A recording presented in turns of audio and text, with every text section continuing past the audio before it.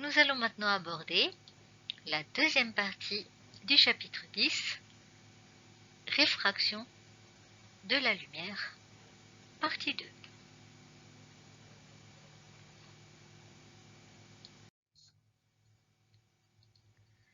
Grand 2, réfraction et réflexion de la lumière.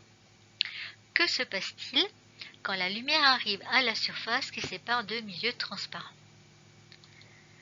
On voit ici sur une photographie qui a été prise, donc on a ici un aquarium qui contient de l'eau, ici on a de l'air, ici on a de l'eau. Là c'est un rayon laser qui arrive à la surface. Et là, la lumière, il lui arrive deux choses. Une partie de la lumière est renvoyée dans l'air et une autre partie traverse la surface, elle se propage dans l'eau.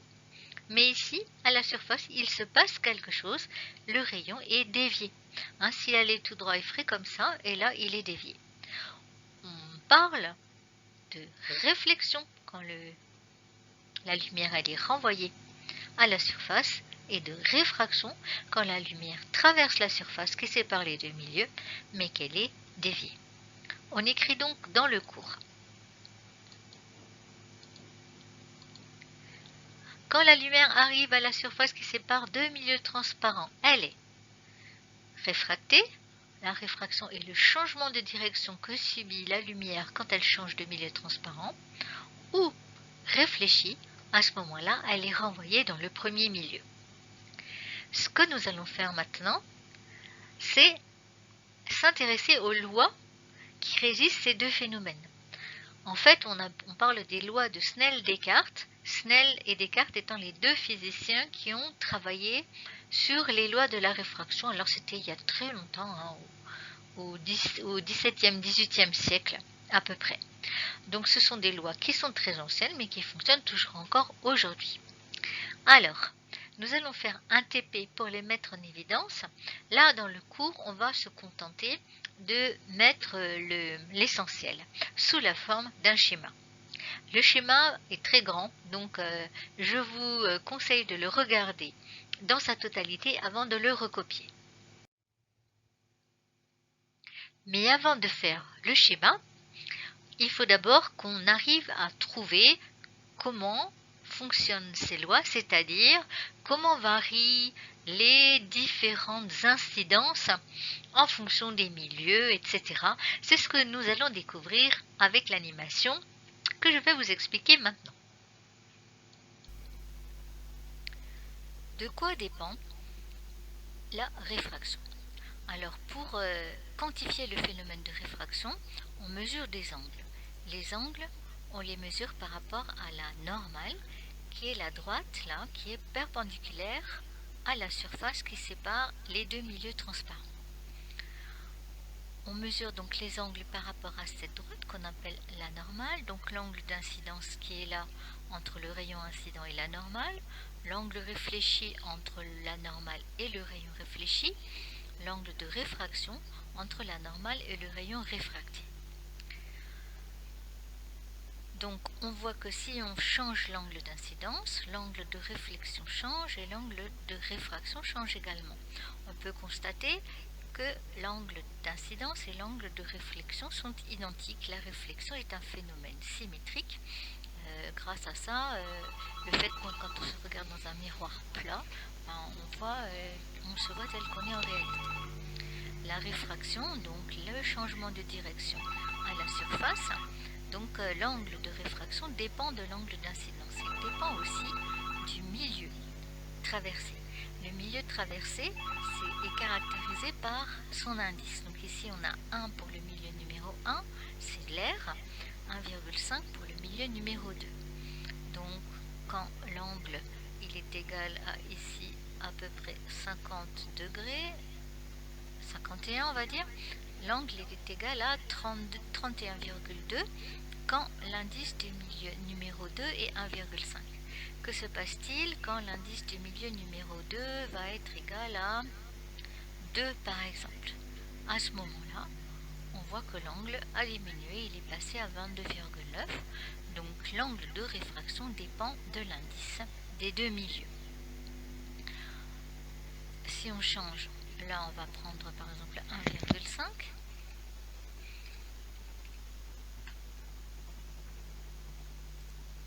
L'angle a encore changé, donc l'angle dépend de l'indice des deux milieux. Alors on peut aussi constater que si on prend le milieu 2 qui a un indice plus grand que le milieu 1, enfin là c'est l'inverse, donc le milieu 1 a un indice plus grand que le milieu numéro 2, à ce moment-là, l'angle d'incidence, là, hop, 51 degrés, est plus petit que l'angle de réfraction. Donc, je remets les milieux, donc ici c'est 2, l'indice de réfraction, et ici c'est 2,5.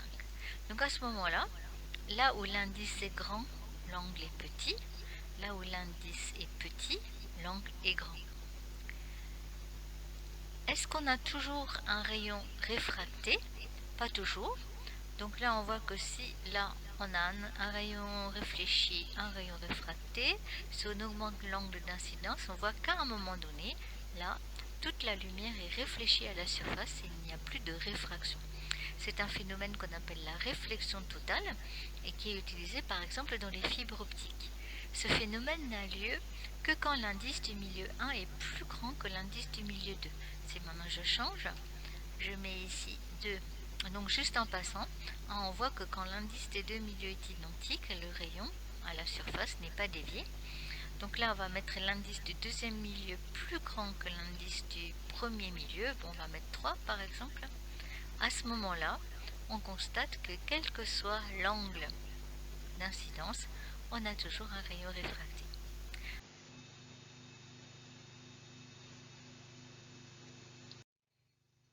Voilà ce que ça donne si en nommant les différentes grandeurs qui interviennent sur le phénomène. Donc ici, le rayon qui arrive, on appelle ça le rayon incident. Le rayon qui est réfléchi à la surface, on appelle ça le rayon réfléchi. Le rayon qui part dans le deuxième milieu et qui est dévié à la surface, on appelle ça le rayon réfracté. Les angles, donc comme je l'ai rappelé, les angles se définissent par rapport à une droite qui est perpendiculaire à la surface et qu'on appelle la droite normale ou plus court la normale. Le rayon incident fait un angle I1 avec la normale, qu'on appelle l'angle d'incidence. Le rayon réfléchi fait un angle I'1 avec la normale.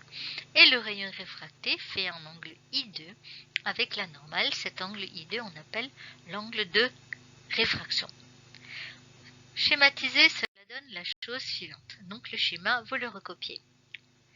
Donc on dessine d'abord la surface qui sépare les deux milieux transparents. Par exemple, nous ici on avait de l'air et ici on avait de l'eau. Mais ça peut être n'importe quoi du moment que c'est des milieux transparents. L'indice, donc le milieu 1 est caractérisé par son indice qu'on appelle N.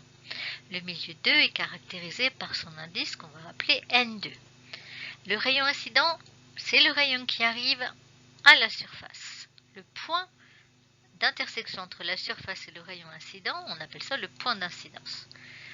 Le rayon réfléchi, qui repart dans le premier milieu, et le rayon réfracté qui part dans le deuxième milieu en étant dévié. La normale, la droite qui est perpendiculaire à la surface. Il y a l'angle d'incidence. Il y a l'angle de réflexion. I2, l'angle de réfraction. On a vu que c'est la loi la plus simple, c'est la loi sur la réflexion.